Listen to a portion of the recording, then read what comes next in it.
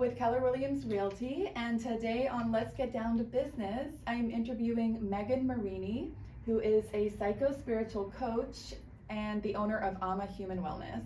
Thank you. Hi. Thank you so much for having me. You're so excited, and hello everyone. So nice to be here in your beautiful space. Yay.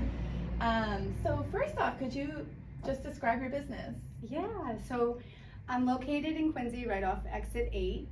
And I do a blend of healing and coaching for my clients, depending on what their need is or what block they're trying to work through. So I do some trauma work, I do energy work, and I do a mind-body medicine. Excellent. Yeah. And so what inspired you to start this business? Well, when COVID hit, a few people started coming to me for deeper issues. At that time, I was doing a lot of leadership coaching. I was giving talks in companies. And the need obviously changed. So I went back to some training that I had done years before on healing modalities and really built out a deeper piece of the company. So I still consider a lot of the work I do leadership work, but if we have, sort of dents in the car, I call it all the time, it's like, things happen in life and it can really thwart our future trajectory. We can get stuck in the past in ways. So my work is, I just consider it much more integrated. I work with some medical teams to help people. So I really look at the whole person when we're helping them, and I have a functional medicine piece that I work with, and just help people remove whatever's standing in their way. Can you elaborate a little bit on functional medicine? Yeah. So functional medicine takes the whole person into account, whereas Western medicine is looking at pathologies and seeing the system as it's a little less subtle, in the sense that, say, traditional Chinese medicine will see things that are slightly out of balance and realize that long-term slightly out of balance will create a disease eventually, right? So it's a preventative model, and it uses more diagnostics. So you see all these trends now with like, oh, get your blood work done here, or get this done, but then you don't have the analysis and you don't have the hand holding and the behavioral change. So my programs are really designed around looking deep within the body to diagnose what's happening with the functional medicine team. This is not my expertise. I bring in the energy work around it, the trauma work, the behavioral change. But with the diagnostic piece with functional, you get to really see what's happening, what I say, under the hood. Like, why don't we? Wow. Like when you're going on a 3,000 or 300-mile trip, or even 60 miles away, you want to make sure you have oil in the car. Right. You might look under the hood. We don't. Right. We'll go 10 years without looking under the hood.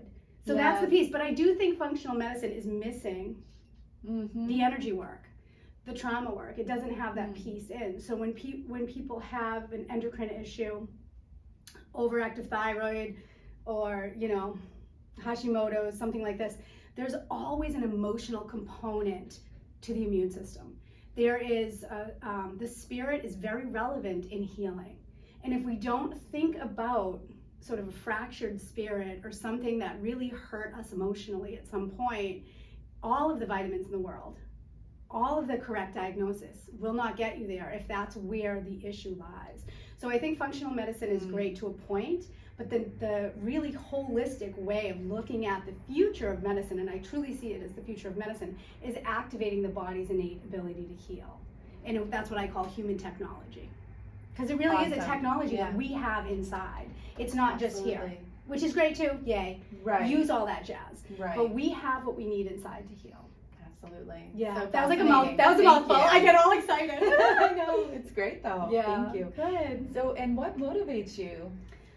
I guess people. I think that I really get behind what people want to achieve, and I've always been sort of the type of person that sees the best in people and sees how they can, I sort of see people's potential, I guess. And so this has been really wonderful work for me, because I feel like I'm in my sweet spot. Great. Yeah. That's really nice. Yeah. What, if anything, has surprised you about owning your business? Well, I was seeing clients out of my house until January of this year. So was a big leap, and I guess I just thought it was going to be the same. And now I'm like, it's a lot more work. Having the space. Well, yeah, I really appreciate thought leadership, education. Like, I love the learning and the theory, and then the practice of the work that I do. But yeah, I need like a team. You know, it's a lot. It's just a lot running your own business. I'm like, more complicated. Yeah. So I'm slowly bringing people in to help, and we'll be expanding services in September, it looks like, with bringing in more practitioners, which will be great. Cool. Yeah. Who is your ideal client? Yeah, so I love working with high performers, and that really means people that are ready to do the work. People that, you know, if you're like, oh, okay, so Carol Dweck, right, her book on growth. If I'm like, I suggest that to a client, I love the clients that go and chew on it and come back and are like, oh my gosh, right? Yeah. I also know people that are not my clients that will have a hard time taking any bit of homework or, you know, resources that are really the thing that would push them to the next level, and they just will never do it. They'll never do the work, whether it's a personal practice or evaluating a deep-seated belief, changing a behavior. There's certain people, and there usually is a trauma story underneath, that are very driven for excellence. And those are the people I love to be in the room with. I love working with very intelligent people. A lot of my clients, I'm like, you're a genius, like just brilliant people. And I really appreciate those people. So I've chosen them as my, the people I get behind. And they're, you know, more likely to actually create change in their life, right? Because as you said, you ultimately are healing. Yeah, your own I self. like transformation, and I think it's one of the most challenging things to be able to do is to be able to transform. But a lot of people know what they want, they just don't have the tools to get there on their own, or therapy hasn't worked, or it's worked so far, but it hasn't gotten them to where that level of excellence they want. And I think that's a really exciting thing to be able to be like, all right, I have these tools. Here you go, and then they they succeed, and you're like, yay, it was easy. It feels easy, right? Yeah, I can definitely see that. Anything that you would say most people don't know about you? This one's so hard. I Most know, people it's a don't tough one. know about me. I think I'm I'm a blend of information. Like, I love information. I just like eat it up. I'm always doing research. I'm always studying. I consider what I do slow medicine. It's very individual. So I'm sort of a nerd in that regard. And then I'm a total lover of fun and goofy. So I think sort of people are like, well, is she really serious or is she really goofy? And I'm like, well, I'm kind of both. So I don't know if people know that, or maybe they do. Maybe that's obvious too, but no, that's a great what's one. coming to me. I don't know. Yeah. That's perfect.